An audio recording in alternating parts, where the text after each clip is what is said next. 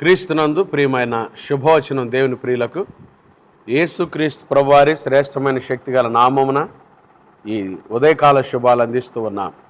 సియోనులో నుండి నా తండ్రి మిమ్మల్ని ఆశీర్వదించునుగాక.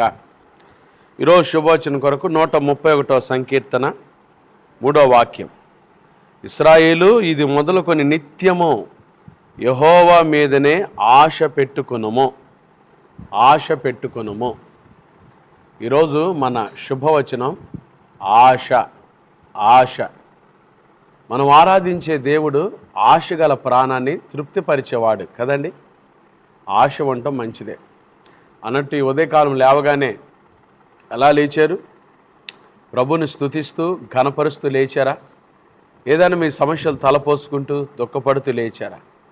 ఈ ఉదయకాలం యేసయ్య మీ జీవితంలో గొప్ప కార్యములు చేయునుగాక, మీ దిగులు విచారమంతా ఆయన కొట్టివేయునుగాక, మీకు సమాధానం దయచేయునుగాక. ఆశ. దేవుని వాక్యంలో ఈరోజు మనం ఆశ గురించి కొన్ని విషయాలు చూద్దాం.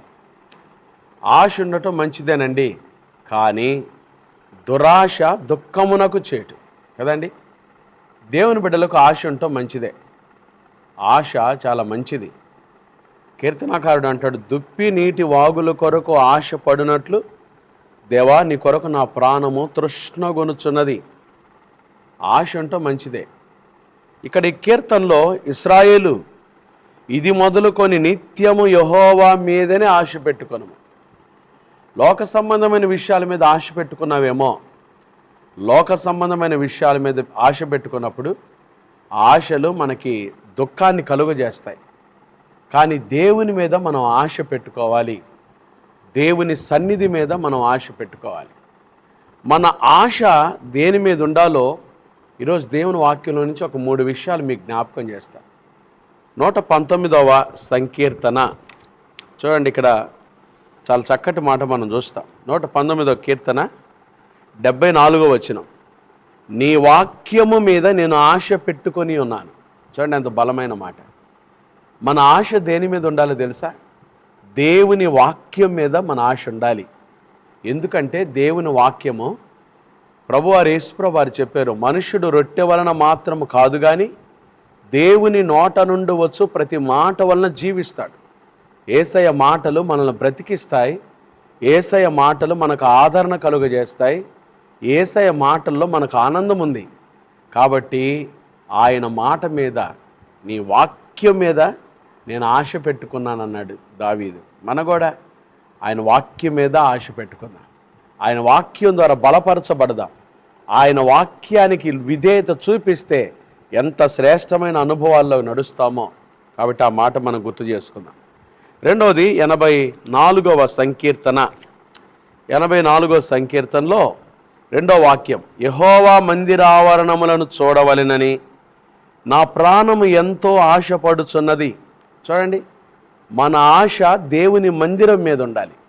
ఒకటి దేవుని వాక్యం మీద, రెండవది దేవుని మందిరం మీద. ఎందుకు దేవుని మందిరం మీద ఆశ పెట్టుకోవాలి పాస్టర్ గారు? యెరూషలేమా, నిన్ను ప్రేమించువారు వర్ధిల్లుదురు. దేవుని మందిరంలో మేలుంది. ఆయన మందిరంలోని మేలు చేత మనం తృప్తిపరచబడతాం. దేవుని మందిరంలో ఎక్కలేని సంతోషం ఉంది. నీ సన్నిధిని సంపూర్ణ సంతోషము కలదు. ఆయన మందిరంలోకి వస్తే మనం పర్వతాలాంటి సమస్యలు కూడా మైనులాగా కరిగిపోతాయి. కాబట్టి ఆయన మందిరం మీద మనం ఆశ పెట్టుకోవాలి. ఒకటి ఆయన వాక్యం మీద, రెండోది ఆయన మందిరం మీద. మూడోది పేతురు రాసిన 2వ పత్రిక 3వ అధ్యాయం. పేతురు భక్తకోటికి రాసిన 2వ పత్రిక 3వ అధ్యాయంలో ఒక మాట చదువుతా.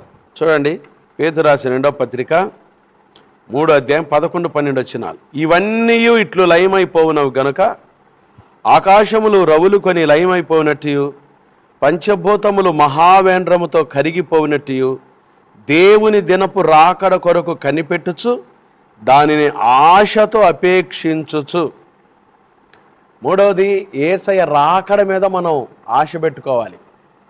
ఇది ఎవరు పెట్టుకుంటారు? ఎవరైతే యేసుక్రీస్తు ప్రభునందు విశ్వాసం ఉంచి, యేసు ప్రభు నా కొరకు ఈ లోకానికి వచ్చాడు, నా పాపం కొరకై సిలువలో మరణించాడు, సమాధి చేయబడ్డాడు, మరణాన్ని జయించి తిరిగి లేచాడు, మరలా నా కొరకై తిరిగి రానయ్యున్నాడు అని ఆయనందు విశ్వాసం ఉంచి నమ్మి బాప్తిసం పొంది ప్రభు కొరకు ఎదురు చూస్తున్న వారు ఆయన రాకడ కొరకు ఆశ పెట్టుకుంటారంట. వాళ్ళు పరిశుద్ధమైన ప్రవర్తనతోనూ భక్తితోనూ ఎంతో జాగ్రత్త గలవారై ఉండవలను. యేసయ్య రాకడ కొరకు ఆశ పెట్టుకో. యేసయ్య మొదటి రాకడను ధ్యానిస్తున్న మనం యేసయ్య రెండవ రాకడ కొరకు ఆశ పెట్టుకున్నామా? మొదటి రాకడలో లోక పాపమును మోసుకొని పోవు దేవుని గొర్రెపిల్లగా వచ్చాడు. రెండవ రాకడలో కొదమ సింహమై మహావేంద్రముతో రాబోతున్నాడు. ఆయన నమ్మని వారికి శిక్ష విధించబోతున్నాడు. ఇది కృపాకాలం. ఇంకా యేసు ప్రభుని మీరు ఎరగకపోతే ఇదే మిక్కిలి అనుకూల సమయం, ఇదే రక్షణ దినం. ఈ ఉదయకాలం ఈ శుభవచనం చూస్తూ ఉండగా, ప్రభు నీతో మాట్లాడుతూ ఉండగా, యేసయ్య రాకడ కొరకు ఆశతో ఎదురు చూస్తావా? కనిపెట్టుకుంటావా? ఆయన బిడ్డలు ఆశ కలిగి ఉండాలి. ఒకటి దేని మీద? ఆయన వాక్యం మీద ఆశ. రెండవది ఆయన మందిరావరణముల మీద ఆశ. మూడవది ఆయన రాకడ కొరకు ఆశ కలిగి జీవించుటకు పరిశుద్ధాత్మ దేవుడట్టి కృప ఈ ఉదయకాలం మనందరికీ దయచేనుగాక. ఆమేన్. ప్రార్థన చేసుకుందామండి. అట్టి ఆశ గల ప్రాణాన్ని ప్రభు తృప్తిపరుస్తాడు. ఖచ్చితంగా నీతిమంతులు ఆశించినది వారికి దొరుకుతుంది. వారి ఆశను ఆయన భంగం చేయడు. వారి ఆశను తృప్తిపరిచే దేవుడు. ఈరోజు ఎవరైతే ఆయన మీద ఆశ పెట్టుకొని జీవిస్తున్నారో వారి ఆశలన్నీ ప్రభు చిగురింప చేయనుగాక. ఆమేన్. మహాపరిశుద్ధుడు అయిన మా తండ్రి, దయగల దేవ, ప్రేమాస్వరూపి, మీకు స్తోత్రాలయ్యా. ఈ ఉదయకాలం శుభోచనం ద్వారా తండ్రి మమ్మల్ని దర్శించినందుకై స్తోత్రాలు. ఇశ్రాయేలు ఇది మొదలుకు నిత్యము యెహోవా మీదనే ఆశ పెట్టుకొనుము అనే మాట ద్వారా మేము తండ్రి మీ మాటలు విన్నాం. ఈరోజు ఆశగల ప్రాణాన్ని తృప్తిపరిచే దేవుడు మీరు. మా ఆశ దేని మీద ఉండాలో, మా ఆశలు ఏమై ఉండాలో మేము నేర్చుకున్నాం. మా ఆశ మీ వాక్యం మీద ఉండాలని, మా ఆశ మీ మందిరం మీద ఉండాలని, మా ఆశ మీ రెండవ రాకడ కొరకు ఎదురు చూస్తూ ఉండాలని నేర్చుకున్న పాఠాన్ని దీవించండి. ఉదయకాలం ఈ శుభోచన చూస్తున్న వాళ్ళు ఎవరైతే అనారోగ్యంతో ఉన్నారో యేసు నామములో వారిని ముట్టి బాగు చేయండి అయ్యా. హాస్పిటల్లో ఐసీయూలో రోగులుగా ఉన్న బిడ్డలను ముట్టి బాగు చేయండి అయ్యా తండ్రి. ఈరోజు చిన్న బిడ్డలు మొదలుకొని పెద్దవారి వరకు వారు వెళ్తున్న స్కూల్స్, ఆఫీసులు, కార్యకలాపాలు, రాకపోకల్లో మీ కృపాక్షేమాలు తోడుగా ఉంచండి. పుట్టినరోజులు, వివాహ వార్షికోత్సవాలు, శుభకార్యాలు జరుపుకునే బిడ్డలు మిక్కిలి దీవించండి.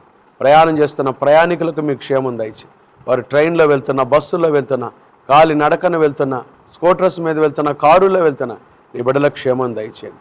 వ్యాపారాలు చేసుకుంటున్న వారి వ్యాపారాలు దీవించండి. ఉద్యోగాలు చేసుకుంటున్న వారి ఉద్యోగాలు దీవించండి. చేతుల కష్టార్జితం చేసుకుంటున్న బిడ్డలు వారి కష్టార్జితాలు దీవించండి. నిరుద్యోగులకు ఉద్యోగ భవిష్యత్తు దయచేయండి. గర్భిణీ స్త్రీలకు సుఖమైన ప్రసవం దయచేయండి. గర్భం లేని తల్లులు ఎవరైతే ఉన్నారో యేసు నామములో వారి గర్భములు తెరవబడును గాక. ప్రభా సహాయం దయచేయండి.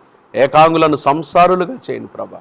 చదువుకుంటున్న బిడ్డలకు విశేషమైన జ్ఞానం దయచేయండి. ఆయా పోటీ పరీక్షలకు, ఇంటర్వ్యూలకు సిద్ధపడుతున్న బిడ్డలకు కూడా విశేషమైన జ్ఞానం మీ కృప దయచేయండి. ఈ దిన జీవిత యాత్రలను ఎదుర్కొనబోయే ప్రతి శోధన, కీడు, దుష్టుడు, అపాయం తప్పించి క్షేమాన్ని, కృపను, కాపుదలను దయచేయమని ఈ శుభోచనం చూస్తున్న దైవ సేవకులు, వారి పరిచర్యలు, సార్వత్రిక సంఘాలు, సేవకులను దీవించయ్యా. క్రైస్ట్ బ్లెస్సింగ్ చర్చ్ పరిచర్యలను దీవించండి.